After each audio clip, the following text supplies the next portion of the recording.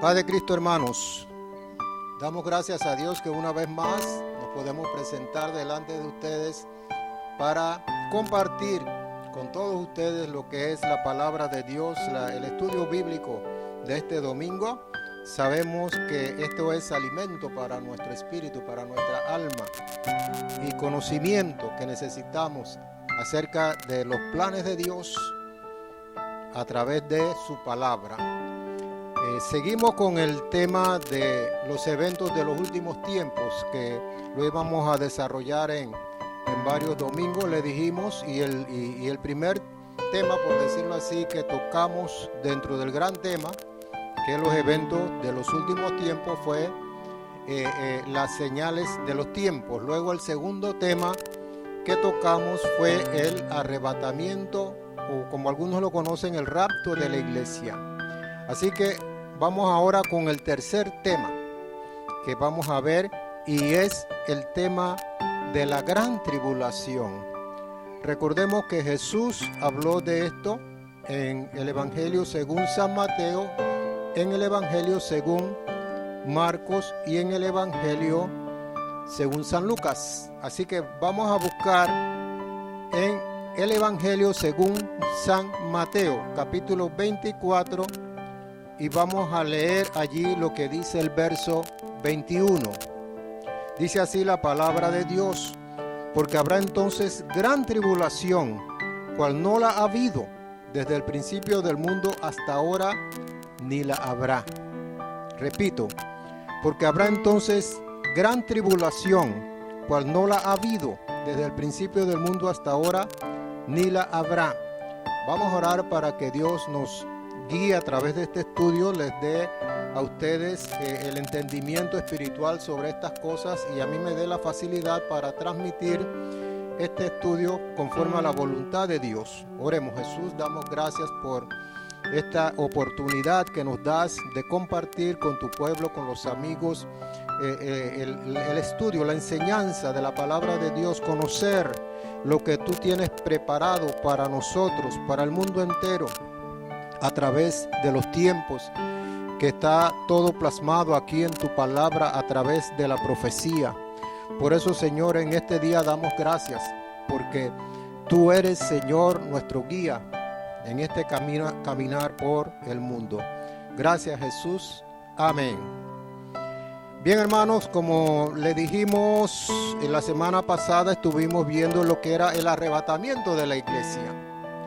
Pero nosotros dejamos pendientes unos eventos sobre lo que sucedería con la iglesia una vez fuera trasladada a los cielos, ¿verdad? Recordemos que en ese arrebatamiento Dios levantará a los muertos, los resucitará a los muertos en Cristo, y se llevará a los vivos, y habrá una transformación de los cuerpos en cuerpos glorificados.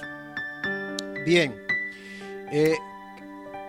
mencionamos en la semana pasada que una vez que la iglesia sea llevada a los cielos, comenzaría otro periodo terrible llamado la gran tribulación. Pero durante este periodo hay cosas que ocurren en el cielo con la iglesia. Amén. Y uno de ellos, lo dijimos la semana pasada, era la comparecencia de la iglesia ante el tribunal de Cristo. Y cuando nosotros hablamos de tribunal, estamos pensando en juicio. Pero quizá esta no sea la palabra adecuada para hablar de esto. Y la razón es porque en un juicio la persona es declarada inocente o culpable. Y si es culpable, tiene que pagar una condena. Pero aquí no se trata de eso.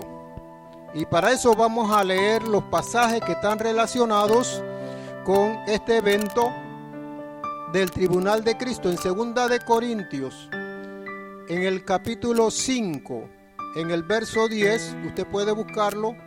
Yo lo voy a leer directamente de acá. 2 de Corintios, capítulo 5, verso 10, dice: porque es necesario, dice el apóstol Pablo, que todos nosotros comparezcamos ante el tribunal de Cristo. El apóstol está hablando a la iglesia, para que cada uno reciba según lo que haya hecho mientras estaba en el cuerpo, sea bueno o sea malo.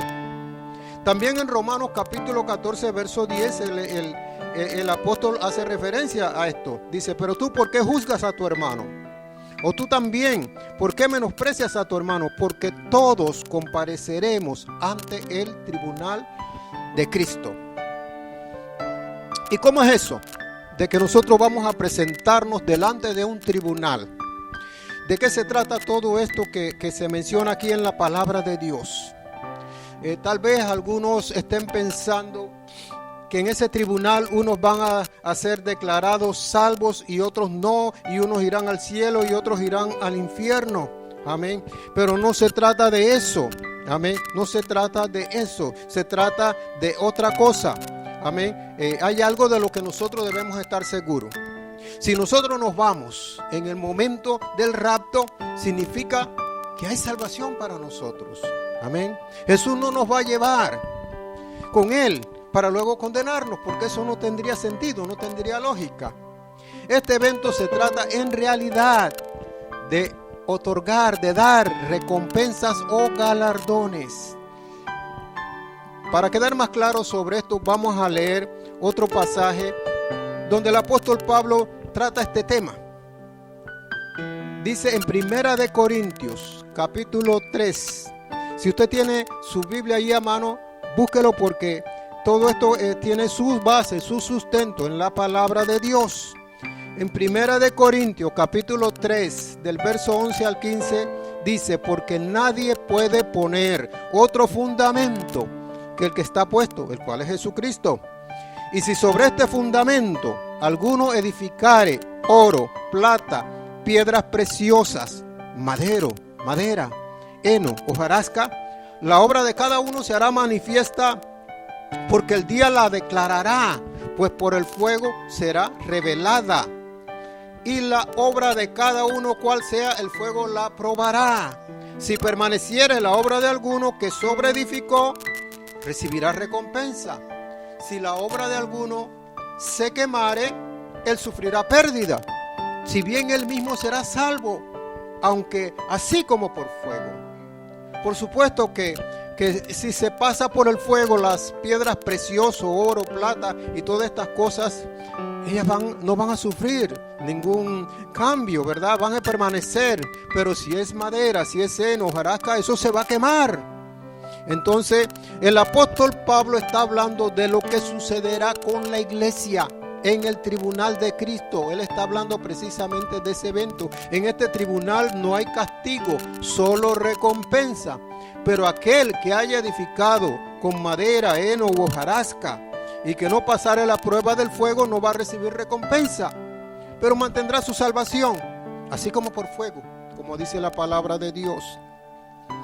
Sobre la recompensa, los galardones que habla aquí, se trata de 5 tipos de coronas que habla la Biblia. Corona incorruptible, corona de gozo, corona de vida, corona de justicia y corona de gloria.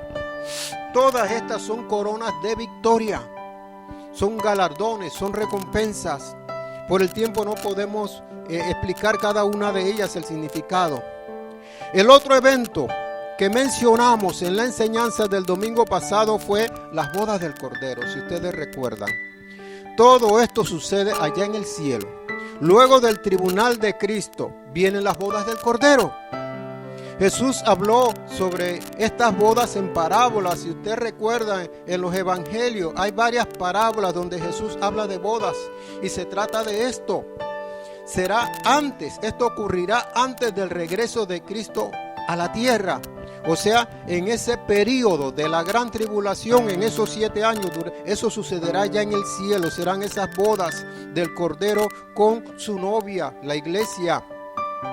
Cuando Él regrese a la tierra, ya no viene con la novia, viene con la esposa, la iglesia. Porque la iglesia también vendrá cuando Cristo regrese a la tierra al cabo de los 7 años. Bien. Ahora sí vamos a entrar en el tema que es la gran tribulación. Vamos a leer más detenidamente lo que Jesús habló acerca de la gran tribulación y lo vamos a leer allí en el capítulo 24 del verso 9 en adelante. Si ustedes recuerdan, cuando hablamos de las señales del fin, yo les dije que en el verso 9, donde dice, entonces os entregarán a tribulación y os matarán. Ya Jesús comienza a desarrollar lo que es el tema de la tribulación o la gran tribulación. Entonces vamos a leer rápidamente aquí del verso 9 en adelante. Dice, entonces os entregarán a tribulación y os matarán y seréis aborrecidos de toda la gente por causa de mi nombre. Muchos tropezarán entonces y se entregarán unos a otros y unos a otros se aborrecerán. Y muchos falsos profetas se levantarán y engañarán a muchos. Y por haberse multiplicado la maldad, el amor de muchos se enfriará. Mas el que persevere hasta el fin, este será salvo. Y será predicado este evangelio del reino en todo el mundo para testimonio a todas las naciones, y entonces vendrá el fin. Vamos a llegar hasta allí. Hay mucho más allí, pero vamos a llegar hasta allí. Es muy difícil que en el tiempo que tenemos nosotros aquí, que es de media hora, podamos tocar todo lo referente a la gran tribulación. Así que vamos a tratar de desarrollarlo en 2 domingos. En primer lugar, Jesús no fue el primero en hablar acerca de este tiempo de angustia, de este tiempo de tribulación, sino que ya los profetas del Antiguo Testamento les había sido revelado este tiempo de tribulación. Vamos a ver, por ejemplo, Daniel, el profeta Daniel, quien recibió muchas revelaciones de los últimos tiempos. Si nos vamos allá al libro de Daniel, al capítulo 9, Daniel capítulo 9, verso 27. Voy a leerlo aquí directamente de la hoja que tenemos para avanzar más rápido. Dice así, Daniel capítulo 9, verso 27. Y por otra semana confirmará el pacto con muchos. A la mitad de la semana hará cesar el sacrificio y la ofrenda. Después, con la muchedumbre de las abominaciones, vendrá el desolador hasta que venga la consumación y lo que está determinado se derrame sobre el desolador. Luego explicaremos acerca de esto. En otros pasajes se menciona este tiempo como el día del Señor. Seguramente usted ha leído muchas veces, si ha leído con afinidad, con continuidad el Antiguo Testamento, hablar del día del Señor. Así que son muchos los profetas que hablan de este día. Será muy largo ponernos a enumerar a todos, así que solo voy a presentar parte de lo que dice el profeta Sofonías y el profeta Zacarías. El libro de Sofonías está allí, de los profetas menores. Después de que usted pasa a Daniel, sigue adelante y se encuentra con Jonás, Habacuc, amén. Por ahí usted encuentra el libro de Sofonías. En Sofonías, capítulo 1, dice el verso 14, donde él habla de aquel día. Cercano está el día grande de Jehová, cercano y muy próximo. Es amarga la voz del día de Jehová, gritará allí el valiente. De día de ira aquel día de angustia y de aprieto, día de alboroto y de asolamiento, día de tinieblas y oscuridad, día de nublado y de entenebrecimiento. Y dice el verso 17, y atribularé a los hombres y andarán como ciegos porque pecaron contra Jehová, y la sangre de ellos será derramada como polvo y su carne como estiércol. Palabra dura es esta. Ahora veamos lo que dice el profeta Zacarías. Zacarías capítulo 1. Vamos a leer el verso 1, 2, 3 y luego el 12. Dice así el verso 1. He aquí el día de Jehová viene, y en medio de ti serán repartidos tus despojos. Porque yo reuniré a todas las naciones para combatir contra Jerusalén, y la ciudad será tomada, y serán saqueadas las casas y violadas las mujeres, y la mitad de la ciudad irá en cautiverio, mas el resto del pueblo no será cortado de la ciudad. Después saldrá Jehová y peleará con aquellas naciones como peleó en el día de la batalla. Y dice el verso 12, y esta será la plaga con que herirá Jehová a todos los pueblos que pelearon contra Jerusalén. La carne de ellos se corromperá, estando ellos sobre sus pies, y se consumirán en las cuencas sus ojos, y la lengua se les deshará en su boca. Durante este tiempo que estamos hablando, hermanos, amigos, el Señor va a tratar en primer lugar con su pueblo, Israel. Por eso el profeta Jeremías, hablando sobre este día, Jeremías capítulo 30, verso 7, dice: cuán grande es aquel día, tanto que no hay otro semejante a él, tiempo de angustia para Jacob. Jacob es Israel, la nación de Israel, pero de ella será librado. Ahora vamos a volver a Daniel capítulo 9, verso 27, para que veamos con detenimiento este pasaje. Volvamos a leer. Dice: y por otra semana confirmará el pacto con muchos. A la mitad de la semana hará cesar el sacrificio y la ofrenda. Después, con la muchedumbre de las abominaciones, vendrá el desolador, hasta que venga la consumación y lo que está determinado se derrame sobre el desolador. Dios le reveló a Daniel lo que habría de acontecerle a su pueblo, porque Daniel recibió muchas revelaciones en lo porvenir. Y Dios envió a su arcángel Gabriel para darle esta revelación. Gabriel le habló a Daniel que habría un tiempo de 70 semanas para terminar la prevaricación y el pecado del pueblo de Israel y expiar la iniquidad y traer una justicia perdurable.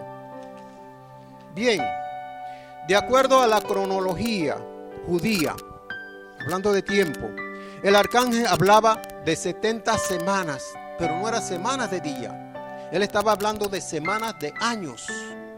Hay que prestar atención a esto. Así que al hablar de 70 semanas de años, él hablaba de 490 años. Multiplique 70 por 7, 7 por 7, 49. 490.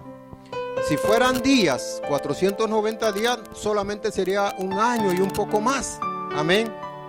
Ahora bien, un ejemplo de que la Biblia habla de semanas de años lo tenemos, por ejemplo, en Levítico, capítulo 25, verso 8. Amén. Si quiere, no lo busque, escúcheme, usted lo puede verificar después. Levítico capítulo 25, verso 8, cuando el Señor le está hablando acerca de las celebraciones al pueblo de Israel a través de Moisés, Él les dice: y contarás 7 semanas de años, 7 veces 7 años, de modo que los días de las 7 semanas de años vendrán a ser 49 años, ¿verdad? No sé si estamos claros. Ya esto era algo que los judíos sabían cuando le hablaban de semanas de años. Y esto aquí en este caso específico era para calcular el año del jubileo, que era al año siguiente después de los 49 años, o sea, al año 50. Bien, de acuerdo al arcángel Gabriel, él le dice a Daniel que el inicio de esas 70 semanas sería con la orden de restaurar, de reedificar a Jerusalén. Este conteo se inició entonces con la orden del rey Artajerjes para reedificar a Jerusalén en el año 445. Recordemos, Artajerjes, Nehemías, amén, que va delante del rey, que él le pide que le permita ir a reedificar la ciudad de sus padres. Entonces él da la orden, sale un decreto de parte del rey. Eso sucede en el año 445 antes de Cristo. ¿Y cuándo se cumple el tiempo? Bueno, ya se cumplieron, para información de ustedes, ya se cumplieron 69 semanas de estas 70. ¿Cuándo se cumplieron las 69 semanas? Porque también allí lo dice. Amén. Estas 69 semanas se cumplen en el momento en que Jesús hace su entrada triunfal en Jerusalén, montado en un pollino, animal de carga, como dice la palabra, y como la gente lo recibió con palmas y todo lo demás. Amén. ¿Qué ocurre precisamente unos días antes de su muerte? Entonces, aquí se cumplen las 69 semanas. Y eso hay manera para comprobarlo a través de cálculos, pero no tenemos el tiempo para eso. Estas 69 semanas de año transcurrieron todas en orden cronológico, es decir, una seguida de la otra. Amén. Pero repentinamente el conteo se detiene allí. Allí en la semana 69 hay un impas, hay un intervalo, ¿verdad? Hay un tiempo de espera para llegar a la semana 70. Como que el reloj de Dios se detuvo allí. Amén. Y está pasando el tiempo y no llega a la semana 70. Amén. Se trata ese tiempo de espera, ese tiempo, ese intervalo, se trata precisamente del tiempo de la gracia en el cual nos encontramos ahora mismo. Este tiempo de la gracia empieza con la muerte de Jesús y va a terminar con el arrebatamiento de la iglesia. Amén. Allí va a terminar ese tiempo de espera, ese intervalo, y luego se va a reanudar el reloj de Dios, el conteo. Se va a reanudar la semana 70, va a iniciar una vez que la iglesia sea. ¿Y por qué este impas? ¿Por qué se detiene el conteo? Para darle oportunidad a millones de personas en todo el mundo para que recibieran la gracia del perdón de Dios a través de la muerte de Jesucristo. Eso, ¿verdad? Nosotros, ¿verdad? Estamos en ese intervalo. Gracias a Dios que lo hay, porque por eso nosotros somos salvos. Dele la gloria a Dios por eso. Al ser trasladada al cielo la iglesia, antes que esa semana empiece, se termina ese tiempo de la gracia, se reanuda el conteo, como dice, y da inicio a la gran tribulación. Y entonces viene la semana 70 que habló el profeta Daniel. Ahora bien, antes del verso 27 de Daniel, ¿verdad? Porque él habla acerca de un príncipe que ha de venir que va a hacer pacto con muchos. Amén. Pero antes de eso él habla acerca de este príncipe, ¿verdad? Y dice que este príncipe, amén, a la mitad de la semana, ¿verdad? Recuerden que son 7 años. Si es la mitad de la semana, quiere decir que es a los 3 años y medio. Él va a romper el pacto que hizo con Israel. Y dice que él va a profanar el templo de los judíos. Para ese tiempo va a ser reedificado, el templo. Ya para los 3 años y medio de ese tiempo, ya el tercer templo ha sido reedificado, hermanos. Los judíos tienen todos los materiales para ese templo, las piedras, tienen el mobiliario, tienen las vestiduras de los sacerdotes. Ellos están preparados en cuanto haya la oportunidad, ¿verdad?, edificar ese templo. Ahora, ¿quién es este príncipe del que habla Daniel?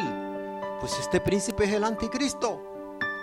Israel lo va a recibir como si fuera el mismo Mesías que ellos estaban esperando.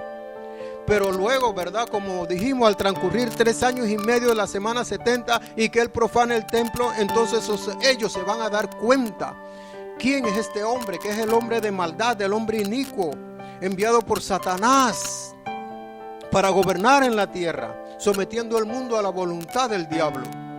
Entonces el pueblo judío se va a dar cuenta de su error y se va a rebelar contra el anticristo. Y aquí se inicia la persecución contra ellos. Y ocurrirán muchas cosas que luego veremos más adelante. Y entre ellas lo que dice el profeta Zacarías, que leímos en antes, de los ejércitos que rodean a Jerusalén y la atacan y la toman, y muertos y todo lo que dice allí.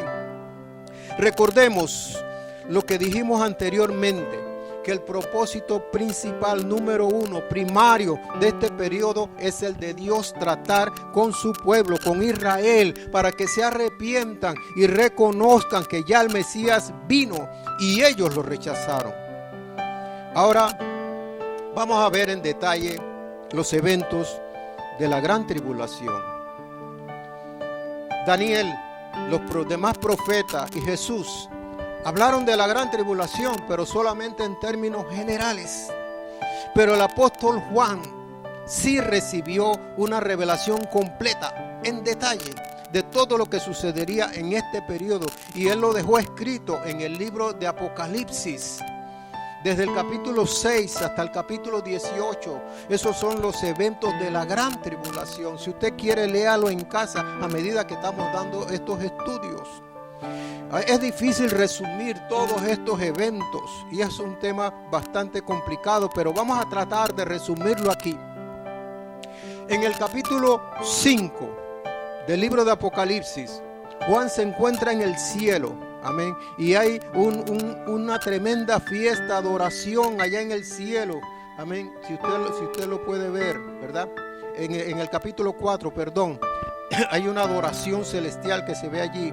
Allí si usted lee comenzando el capítulo 4, va a ver que dice así: después de esto miré, dice el apóstol Juan, y he aquí una puerta abierta en el cielo, y la primera voz que oí como de trompeta hablando conmigo dijo: sube acá y yo te mostraré las cosas que sucederán después de esta. Es decir, allí ya Juan cambia de escenario, de la tierra al cielo. Ya ahora Juan va a ver las cosas desde el cielo, ¿verdad? Sube al cielo como el rapto de la iglesia. Por eso que de aquí en adelante no se menciona más a la iglesia, porque esto es tipo y figura del levantamiento de la iglesia. Bien, Juan se encuentra en el cielo y en el capítulo 5, ¿verdad? Vio a Dios sentado en su trono de gloria con un libro que tenía 7 sellos. Es decir, el contenido del libro no se podía ver a menos que se rompieran estos sellos. Y un ángel preguntaba si había alguien digno de abrir el libro y de desatar los sellos, y no se encontraba a nadie digno de hacerlo, hasta que apareció el Cordero, Jesucristo, el único digno de abrir el libro y de romper los 7 sellos. Luego, en el capítulo 6, Jesucristo comienza a romper estos sellos. Amén. Usted lo puede leer allí con calma en la casa. Amén. En el capítulo 6, ¿verdad? Jesucristo comienza a abrir los sellos. Y este acto de abrir los sellos da inicio a la semana 70. Que habla Daniel, da inicio a la gran tribulación de lo cual estamos hablando, ¿verdad? Aquí empieza lo que es la gran tribulación con la apertura de estos sellos. Bien, al abrir los 4 primeros sellos, aparecen consecutivamente un caballo blanco con su jinete, un caballo bermejo con su jinete, un caballo negro con su jinete, y un caballo amarillo con su jinete. El jinete del primer caballo, el caballo blanco, el jinete tenía un arco, pero sin flechas, y también una corona, y salió venciendo y para vencer, dice la Biblia. ¿Quién era este jinete o quién es este jinete? ¿Y qué significado tiene todo lo que se menciona de él y del caballo? Por el color del caballo blanco, la corona sobre el jinete y lo que se dice que salió venciendo y para vencer, muchos han identificado a este jinete como Jesucristo y el color blanco como el color de la paz. Pero aquí estamos hablando que da inicio a la gran tribulación.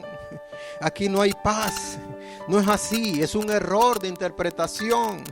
Para ese tiempo todo será un caos a nivel mundial, en lo político, en lo económico, en el orden social, en todos los aspectos. Y el mundo va a estar a la espera. Mire cómo estamos hoy en día con esta pandemia y vendrán cosas peores. Y mire la economía cómo está. Hay un receso de la economía a nivel mundial. La economía ha caído como nunca antes y posiblemente va a ser tiempo para que esto se recupere. Va a tomar tiempo. Amén. Así que hay un mundo que estará en crisis, por decirlo así, y ellos están en busca de una solución a todos estos problemas. Y es aquí precisamente donde va a hacer su aparición el caballo blanco con su jinete, el anticristo. Va a venir como un hombre de paz, con mucha sabiduría, con mucha diplomacia, con mucha inteligencia, y va a saber ganarse la simpatía de todos y va a traer muchas soluciones a los problemas mundiales. Amén. Y se convertirá en un gobernante mundial. Le fue dada una corona, dice, porque las naciones lo aclamarán, como el hombre que era necesario para darle solución a los problemas mundiales. Amén. Y a todos engañará, incluyendo al pueblo de Israel. Allí es donde viene el pacto con muchos. Pero al abrir el segundo sello, aparece un caballo bermejo con su jinete. Bermejo significa rojo, el color de la sangre. El hombre de paz se transforma en un dictador terrible, destructor. Dice que lleva una espada ahora en lugar del arco sin flechas, y como ya se han enseñoreado, como ya lo han puesto en esa posición de gobernante mundial, amén, se ha enseñoreado del mundo, por decirlo así, amén, y va a haber guerra, amén, porque esa espada significa guerra. Amén. Y Él impone sus leyes dictatoriales. Dice que hay guerras en todas partes del mundo. Hay infinidad de muertos, dice la Escritura, que se le permite quitar la paz de la tierra. Ese es el segundo sello. Luego en el tercer sello aparece un caballo negro con su jinete, el anticristo, nuevamente. Solamente cambia de caballo, por decirlo así. El color negro se usa para mostrar luto por la muerte de alguien. Se asocia entonces el color negro con la muerte, con el dolor, con la angustia. Muerte por hambre a los sobrevivientes luego de la guerra. Y por peste, por las condiciones insalubres, porque la guerra trae muerte, trae destrucción. Todo se convierte en ruinas y miseria. Los alimentos escasean y se encarecen. Amén. Luego de la guerra. Por eso el jinete dice que lleva una balanza en la mano y habla de los precios, amén, cómo se han encarecido, amén. Bien, dijimos al principio que el propósito primario de la gran tribulación era de que Dios tratara con su pueblo. Y el segundo propósito es el de ejecutar juicio a toda la humanidad por el pecado del hombre y la falta de arrepentimiento y la condición moral, espiritual de todo tipo tan terrible de la humanidad. Y aquí lo está haciendo a través del anticristo, ejecutando ese juicio. Sin saberlo, el anticristo está cumpliendo los planes de Dios. Igual que lo hizo Satanás cuando llevó a Jesucristo a la cruz. Ese era el plan de Dios. Y Satanás fue el instrumento, amén, para cumplir ese plan. Al abrir el cuarto sello, aparece un caballo amarillo, pálido, de acuerdo a la palabra en griega, amén, con su jinete que tenía por nombre muerte, nuevamente el anticristo. Y dice que el Hades le seguía. Hades significa tumba, sepultura. Y dice que le fue dada potestad, escuche esto, sobre la cuarta parte de la tierra, para matar con espada, con hambre, con mortandad y con las fieras de la tierra. Le fue dada potestad sobre la cuarta parte de la tierra de la humanidad. Esto es algo impresionante. La población actual de la tierra es de aproximadamente, está llegando a los 8,000 millones de personas. Y el anticristo se le dio potestad de matar a una cuarta parte de esa población. Es decir, cerca de 2,000 millones de personas. Si nosotros tratamos de ver esto en términos de continente, por decirlo así, de la población de los continentes, esto equivaldría a toda la población del continente americano, desde el norte hasta el sur, Centroamérica, todo el continente americano, que tiene cerca de 1,000 millones de habitantes. Y también el continente africano tiene otros 1,000 millones. Ahí están los 2,000 millones. No significa que el anticristo va a ejecutar juicio sobre la nación de América, sobre el continente americano, sobre el continente africano, sino que se los estoy dando como un ejemplo para que ustedes vean. Imagínense usted que desaparezca toda la población del continente americano, todos nosotros, los Estados Unidos, Canadá, México, amén, Panamá, Colombia, Venezuela, Argentina, Chile, todos los países, todos mueren, todos desaparecen. Igual en África, todos mueren en África, amén. Esa es la potestad que se le dio al anticristo para matar a una cuarta parte de la población mundial. Denle la gloria a Dios, amén. Será algo devastador, será algo terrible. Hermano, amigo, yo le digo algo. Si hay una posibilidad de escapar de esto, hay que aprovecharla ahora. Pues sí la hay una oportunidad y se llama Jesucristo. Amén. Solo usted necesita, amén, que aceptar esa oferta de gracia. Ya nosotros lo hicimos, amén. Necesitamos, amigo, que usted también lo haga, que acepte esa oferta de gracia, porque lo que viene sobre la tierra es algo terrible, amén. Hay que aprovechar esta oportunidad y hay que caminar con Cristo firmemente, hermanos. Esto que está sucediendo solo es principio de dolores, como dijera el Señor. Aún vienen cosas más terribles. Recordemos que en este tiempo ya la iglesia no está en la tierra. La iglesia fue llevada al cielo. ¿Significa esto? Es una pregunta que se hacen muchas personas. ¿Significa esto que toda esta gente que está muriendo y que muere durante la gran tribulación no va a tener salvación o no tiene salvación? Sí, porque aquí se habla de gente salva. Nos damos cuenta de esto cuando se abre el quinto sello. Dice que cuando Él abre el quinto sello, Él logra ver, dice, debajo del altar del sacrificio, las almas de los que habían muerto por la palabra de Dios y por el testimonio que tenían, muertos de ese tiempo, muertos de la gran tribulación, muertos que dice que fueron sacrificados por la palabra de Dios, porque ellos estaban predicando la palabra de Dios, porque ellos estaban guardando la palabra de Dios, porque ellos no aceptaron el sello de la bestia, porque ellos decidieron dar su vida mejor, pero ganar su salvación. Ahora, ¿cómo llegaron estos mártires a conocer el evangelio de salvación si ya no está la iglesia? Es una pregunta interesante. Para saberlo, tendríamos que adelantarnos al capítulo 7, en el cual se habla de los 144,000 sellados. Ese es el título con que empieza este capítulo 7. Dijimos que Dios primeramente iba a tratar con el pueblo de Israel. Y muchos de los judíos, al ver que aquel que hicieron el pacto, ese pacto del cual habla Daniel, no era quien ellos creían porque profanó el templo, que no era el Mesías esperado, se dieron cuenta que aquel Jesús a quien ellos rechazaron era el verdadero Mesías. Pero también está los que conocían del rapto de la iglesia y se quedaron, hermanos. Pensemos esto, retrocediendo un poco. ¿Cuál será la reacción de la gente luego que millones de personas en el mundo entero desaparezcan? Estoy hablando del arrebatamiento de la iglesia. La opinión generalizada será que vinieron extraterrestres y se llevaron a las personas en sus naves, a la gente en sus naves.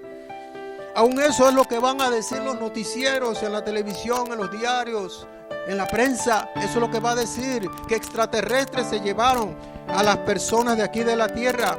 Pero el esposo inconverso, a quien su esposa cristiana le habló muchas veces del rapto de la iglesia, el hermano o la hermana que tenía un pie en la iglesia y otro en el mundo y que conocía del arrebatamiento de la iglesia, y en general muchas personas a quien la iglesia, los hermanos le han hablado acerca de este evento, amén, comprenderá que está sucediendo lo que dice la palabra de Dios acerca del rapto de la iglesia. Igual sucederá con aquellos predicadores que aún Dios usaba con señales y milagros, pero que eran lobos rapaces que se estaban enriqueciendo a costa de la iglesia. Comprenderán que se quedaron y que lo que viene ahora es la gran tribulación. Pero seguramente, hermanos, amigos, muchas de estas personas se arrepentirán y comenzarán a buscar de Dios y comenzarán a hablarles a otros para explicarle qué es lo que está sucediendo y que eso está escrito en la palabra de Dios. ¿Cuántos alaban al Señor? Bien, siguiendo con el tema de los 144,000, dice que Dios envió un ángel para ponerle un sello en la frente a 12,000 judíos de cada tribu de Israel. Recordemos que son 12 las tribus de Israel. En estos momentos, amén, solamente se conoce de 2, de 3 ahora mismo, incluyendo la de Dan, creo que es, amén. Pero para ese tiempo ya habrán aparecido los demás, amén. Al ser 12 las tribus de Israel, el número de sellados va a ser 144,000. 12 por 12, 144,000. El propósito de este sello de Dios es para que estos escogidos por Él atraviesen todo el tiempo de la gran tribulación, predicando el evangelio del reino sin sufrir ningún daño. Recordemos, ellos van a predicar el evangelio del reino. Es el evangelio de Jesucristo, pero el énfasis va a ser en ese tiempo en el reino que va a establecer Dios aquí en la tierra. Y a medida que ellos predican este evangelio, muchos se convierten de todas las naciones de la tierra, incluyendo judíos como gentiles, pero a costo de sus vidas, la mayoría de ellos.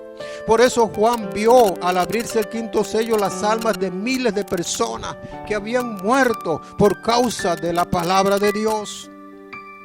Ahora, les dije antes que nos adelantáramos al capítulo 7.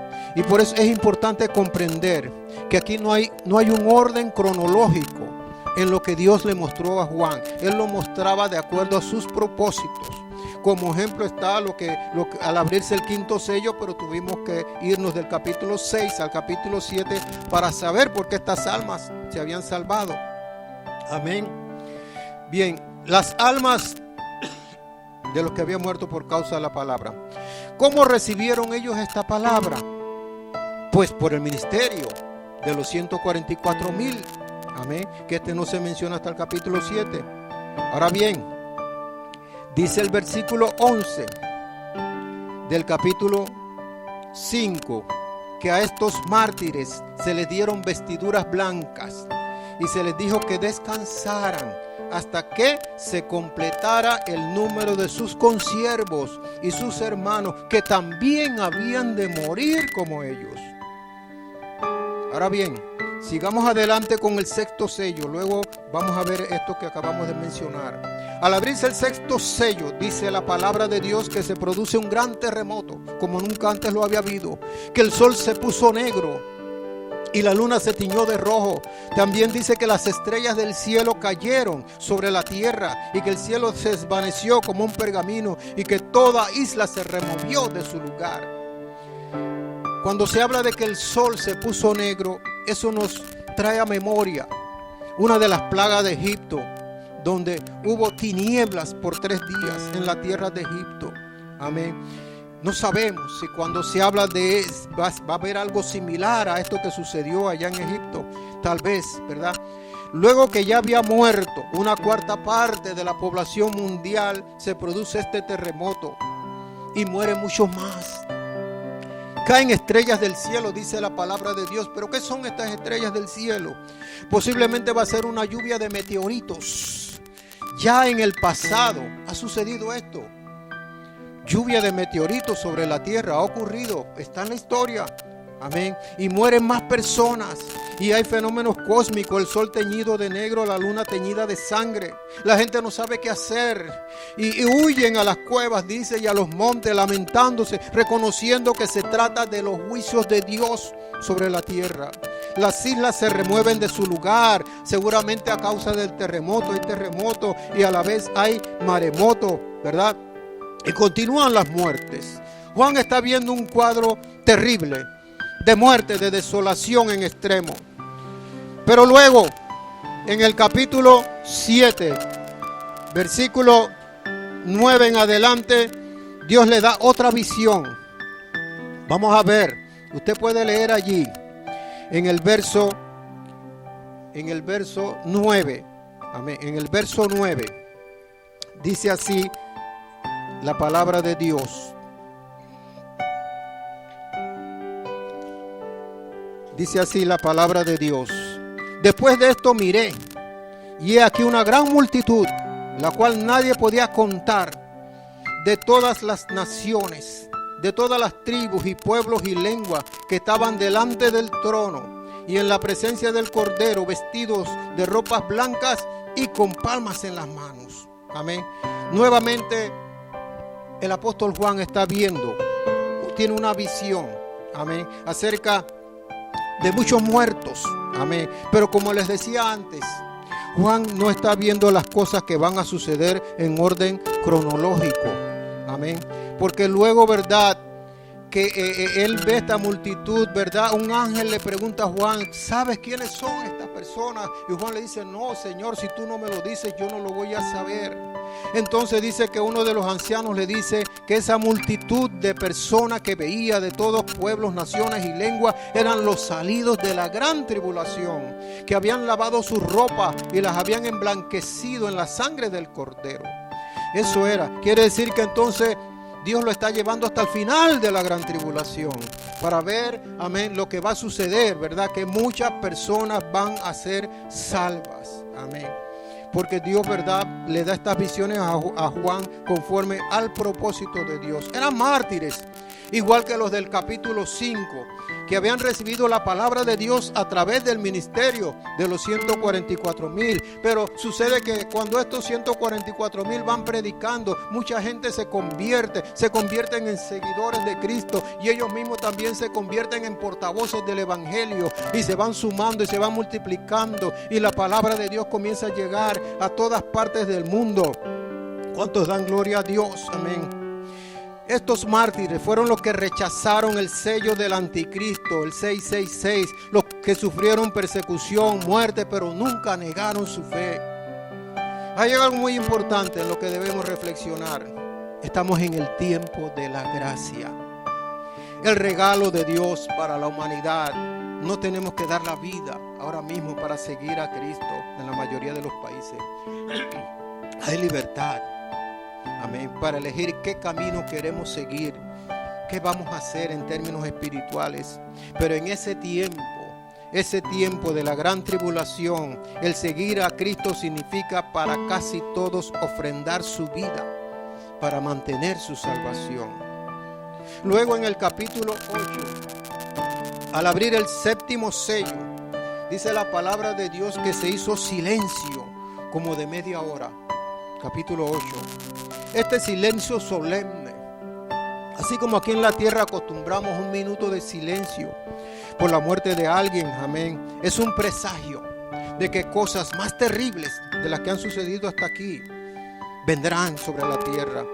El tiempo se nos terminó, hermanos, amigos, así que esto lo vamos a ver el próximo domingo. Yo les recomiendo que mientras tanto vaya leyendo allí en el libro de Apocalipsis, lo que estamos viendo, capítulo 6 en adelante. Hemos llegado hasta el 8, ¿verdad? Léase todos esos capítulos, el 9, el 10, el 11, el 12, si puede llegar hasta el 18, léalo, para que así esté familiarizado con lo que vamos a seguir viendo el próximo domingo. Así que, hermano, esto no se trata de algo con la cual nosotros queremos asustar a la gente.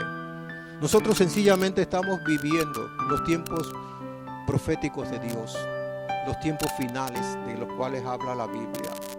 Ya la iglesia no va a estar mucho tiempo aquí en la tierra. Ya la predicación, el mensaje de la palabra de Dios a través de nosotros, de la iglesia, va a terminar. Porque va a venir ese hombre de maldad, ese hombre inicuo, ese hombre cuyo advenimiento dice con señales y prodigios. Amén. Así que ahora es el tiempo para nosotros, ¿verdad?, buscar de esa gracia de Dios, amigos.